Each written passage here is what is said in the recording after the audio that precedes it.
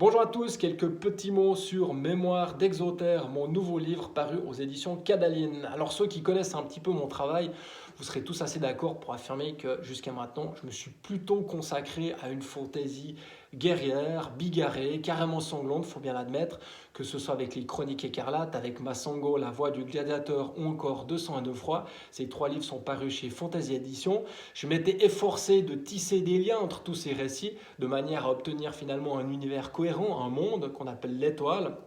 Ici, avec Mémoire d'Exotère, rien de tout ça. Je voulais vraiment me sortir de cette zone de confort de fantaisie barbare, m'extraire de ce carcan dans lequel je m'étais fourré de manière totalement consciente et assumée, bien entendu. Vous allez voyager aux quatre coins de mon imaginaire grâce à 5 nouvelles. Certaines de ces nouvelles peuvent même être qualifiées de novellas, puisqu'elles tapent 50, 60 pages certaines, ce qui m'a permis de développer un peu plus l'intrigue, d'approfondir aussi, je l'espère, les personnages. On va avoir tour à tour de la science-fiction, de la fantasy, bien entendu, du conte pour adultes et même du récit initiatique. Alors, l'idée, c'était vraiment d'aborder des thèmes que j'ai peut-être déjà abordés dans d'autres de mes récits, mais les aborder avec un éclairage différent. Alors là, je vais peut-être vous faire un rapide topo des 5 histoires, juste pour vous donner un peu l'eau à la bouche. Je ne vais pas trop rentrer dans les détails pour éviter de spoiler les choses. Le premier récit s'intitule Comme les deux doigts de la main.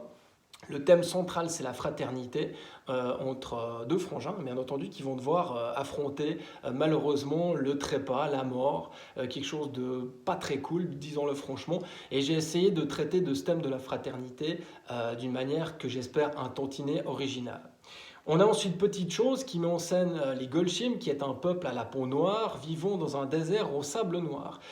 Cette peau noire leur permet de se cacher dans le désert, dans le sable, pour éviter les attaques de prédateurs ailés et carnassiers, jusqu'au jour où le héros, malheureusement, voit sa femme mourir en couche. L'enfant qui naît n'est autre qu'une créature étrange à la peau très blanche. Donc du coup, le père va devoir se démener pour déjà accepter cet enfant et puis lui sauver la vie. Les Requiem Écailleux, qui est un récit de science-fiction qui se passe très loin de notre époque à nous, dans le futur, où pour faire face à une invasion d'extraterrestres et aux attaques d'extraterrestres, les humains vont devoir trouver l'arme ultime dans l'espace, et cette arme ultime, ce sont les célèbres dragons. Je voulais retirer le dragon, je dirais, de son background de fantasy de base, auquel il est complètement affilié depuis très très longtemps, et puis le propulser dans les étoiles. Mort à la Lune, qui est peut-être le récit qui me ressemble le plus, le récit qui fait appel à pas mal de thèmes que j'ai déjà abordés, qui met en scène un vieillard un petit peu en bout de course, un vieux bûcheron, qui a perdu quelqu'un de très cher à son cœur. Il va devoir aller vite pour retrouver cette personne, car dans le ciel, on a la mauvaise lune qui se balade. Cette mauvaise lune est un astre qui a été contaminé par un mal étrange, et tous les temps, cette lune crache des espèces de cocons contenant des terrifiantes créatures, et donc le vieillard, qui n'est pas un guerrier, va devoir tout mettre en œuvre pour trouver la personne qu'il aime avant l'attaque de ces créatures.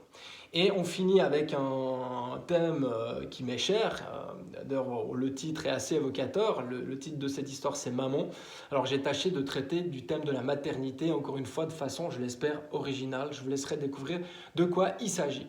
Voilà, je tiens encore à remercier une fois de plus ma maison d'édition Cadaline et Marilyn Stellini et toute son équipe pour la confiance accordée. Ils font un travail vraiment merveilleux, ces gens-là.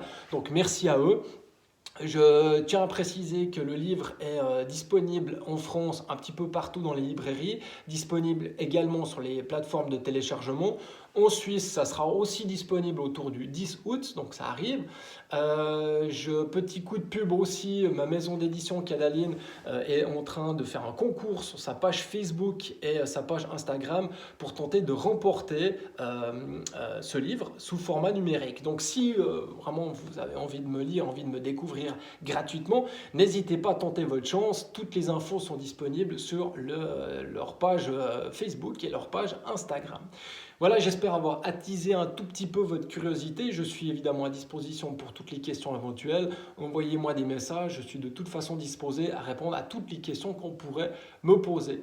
Eh bien, amis de l'imaginaire, je vous dis à bientôt et j'espère vous retrouver sur des salons ou que sais-je encore. Merci beaucoup pour votre attention accordée et à bientôt.